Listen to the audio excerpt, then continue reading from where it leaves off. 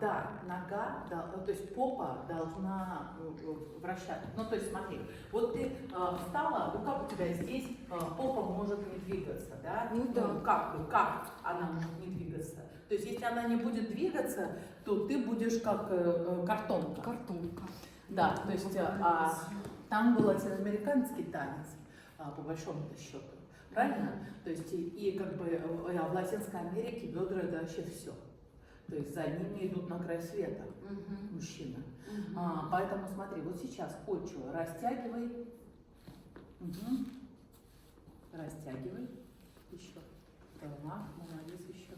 Молодец. Видишь, я что делаю? Я когда тебя вывожу назад, я тебя вывожу только ребром. Давай. А рукой тяну сюда. Видишь?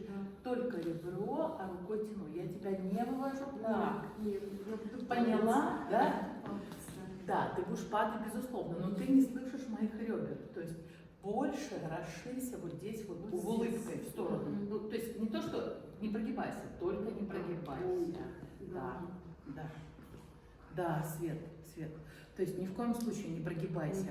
То есть помни, что твоя седалищная кость, она идет, смотри, она идет на пятку ровно. А чтобы она шла на пятку ровно, ты не можешь вот так вот поставить попу.